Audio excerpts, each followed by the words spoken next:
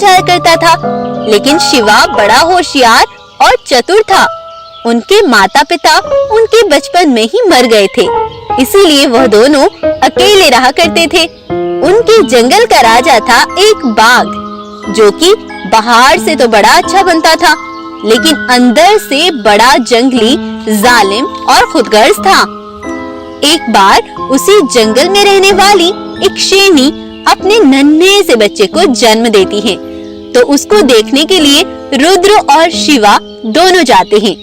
उसको देखकर शिवा कहता है, अरे वाह शेरनी, तुम्हारा बेटा तो बड़ा ही सुंदर है। ये तो बिल्कुल मेरे पिता पर जाएगा और उसी तरह जंगल का ख्याल रखेगा। शिवा की बातें सुनकर रुद्र गुस्से से बोलता है, क्यों शिवा, क्या इसे भी गद्दार बनना है तुम्हारे पिता की तरह? अगर यहाँ तुम्हें यही बातें करनी थी तो तुम मुझे यहाँ क्यों लाए? इतना बोलकर रुद्र गुस्से से वहाँ से चला जाता है। तभी वहीं पर एक गाय पहुँचती है। ये रुद्र अपने पिता को गद्दार समझता है, लेकिन मुझे ऐसा नहीं लगता कि तुम्हारे पिता गद्दार थे, क्योंकि मैं उनके बचपन की दोस्त थी। बेटा, तुम्हारे पिता इस जंगल के राजा हुआ करते थे। वो तुम दोनों के साथ बड़ी खुशी से रहते थे। जंगल के छोटे बड़े सभी जानवरों की मदद और रक्षा करना उनका लक्ष्य बन गया था। वो पूरे आसपास के जंगल के सबसे बड़े पद के राजा थे। सभी जंगलों पर उनका राज हुआ करता था। बहुत से मांसाहारी जानवर कमजोर मासूम जानवरों का शिकार करते थे, लेकिन तुम्हारे पिता सिम्बा को ये बिल्कुल पसंद नहीं था। तो उन्होंने सभी जंगल के राजाओं को बुलाया और उनसे बोले, सुनो सभी जंगल के राजाओं, मैंने एक फैसला किया है और मेरा फैसला सबको मानना पड़ेगा। जो मेरा हुक्म नहीं मानेगा उसकी सजा मौत होगी। आखिर महाराज, वो कौन सा फैसला है? मैंने फैसला किया है कि आज से सभी मांसाहारी जानवरों को भी शाकाहारी बनना पड़ेगा। आज से कोई भी मासूम जानवरों का शिकार नहीं करेगा। सब आज से फल सब्जियां खाकर जिएंगे। लेकिन महाराज, हम मांसाहारी जानवर कैसे फल सब्जियां खाएंगे? क्यों बाघ, क्या उनकी जान नहीं होती जो हम उनका शिकार कर लेते हैं? आज से सभी मांसाहारी जानवर शाकाहारी बन के जिएंगे और मासूम जानवरों के साथ मिलकर रहेंगे। जी ठीक है महाराज, जैसा आपका हुक्म। सभी जंगलों के राजा ने सिम्बा शेर की बात स्वीकार कर ली। लेकिन शाम के समय सभी जानवरों के पास बाघ, चीता और बंटी शेर आते हैं। सुनो भाइयों सुनो, मुझे तुम्हें कुछ दिखाना है। चलो तुम जल्दी से मेरे साथ चलो। तब वो सभी जानवरों को लेकर काली पहाड़ी के पास पहुँचे और सबको छिपकर दिखाया। देखो भाइयों, ये सिम्बा शेर हमें शिकार करने से मना कर रहा है और कुछ जानवरों का शिकार कर रहा है। ये शेर गद्दार है और गद्दारी की क्या सजा है बंटी शेर? गद्दारी की सजा सिर्फ मौत है। तब अगले दिन उस बाघ और कुछ जानवरों ने बीच रास्ते में तुम्हारे पिता को मार डाला बेटा। और फिर सभी जानवरों को बुलाकर उनसे बोले, सुनो भाइयों, कल तुमने भी देख लिया था कि ये शेर हमें शिकार करने से रोक रहा था और खुद जानवरों का शिकार कर रहा था। इसकी कोई और भी चाल होगी। ऐसे गद्दार राजा की हमें कोई जरूरत नहीं है। आज से मैं राजा बनकर सभी जानवरों की रक्षा करूंगा। कुछ जानवरों को तो शेर की गद्दारी और जानवरों का शिकार करने की वजह से तो शेर का मर जाना ही सही लगा, लेकिन बहुत से जानवरों को शेर की मौत का बड़ा अफसोस और दुख भी हुआ। लेकिन बेटा, मुझे तो शेर गद्दार नहीं लगते थे, लेकिन सच्चाई क्या थी किसी को नहीं पता। क्या हुआ था आखिर उस समय?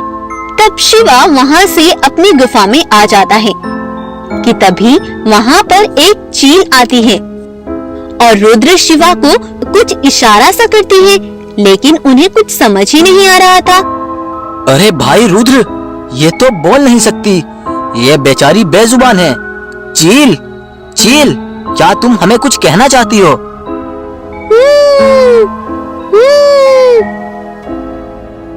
चील के इशारे देख वो उसके पीछे पीछे चलने लगते हैं। तब वो चील उन्हें खुफिया जगह पर ले जाती है। वहाँ पर उन्हें एक गुफा दिखाई देती है। अरे, इस गुफा पर पत्थर क्यों लगा हुआ है? चलो इसे हटाकर देखते हैं। तब वो दोनों मिलकर उस पत्थर को हटा देते हैं। तो उसके अंदर उन्हें एक बूढ़ा गोरिल्ला खड़ा दिखाई देता है। अरे गोरिल्ला अंकल, आप कौन हो और इस गुफा में कैद क्यों हो? बेटा, तुम्हारे पिता और सभी जानवरों के साथ धोखा हुआ है। जब तुम्हारे पिता ने सभी जंगल के राजाओं को बुलाकर जानवरों का शिकार करने से मना किया था, तो बाघ, चीता और बंटी शेर इकट्ठे हुए और आपस में बात करने लगे। अरे, ये सिम्बा शेर ने कैसा फैसला किया? भला हम मांसाहारी जानवर शाकाहारी कैसे बन सकते हैं? हाँ बाघ, तुम सही कहते हो। ये शेर तो हमें भूखा मारना चाहता है। अगर हमने जानवरों का शिकार ना किया तो हम भूखे मर जाएंगे, और अगर हमने शिकार किया तो वो शेर हमें मरवा डालेगा। हाँ बंटी शेर, तुम सही कहते हो, लेकिन हम उससे पहले ही सिम्बा शेर को मार डालेंगे। लेकिन हम सिम्बा शेर को कैसे मारेंगे? अगर जानवरों को पता चल गया तो? तुम चिंता मत करो, हम जानवरों के हाथों ही सिम्बा को मरवाएंगे। लेकिन वो कैसे बाघ? हमें कहीं से भी सिम्बा शेर के जैसी एक नकली शेर की खाल लानी होगी, और हमें एक भालू को पहनाकर किसी जानवर का शिकार करते सभी जानवरों को दिखाना होगा कि सिम्बा शेर जानवरों का शिकार कर रहा है, और फिर वो उसके खिलाफ होकर उसे मार डालेंगे।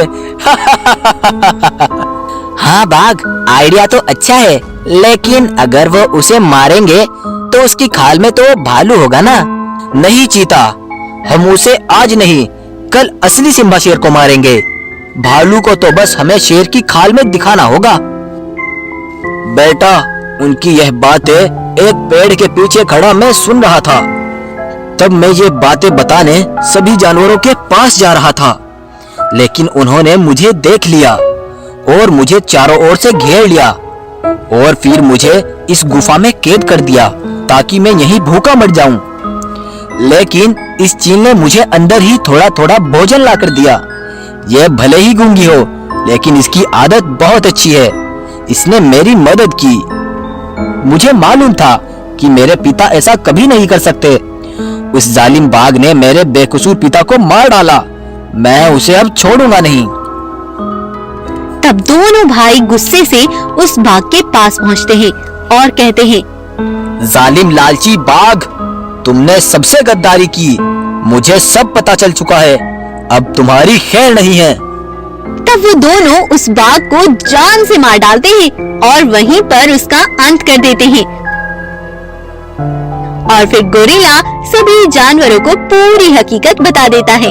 उसके बाद से दोनों भाई अपने पिता की राजगद्दी संभालते हैं और सभी जानवरों के साथ हंसी खुशी जिंदगी बिताने लगते हैं।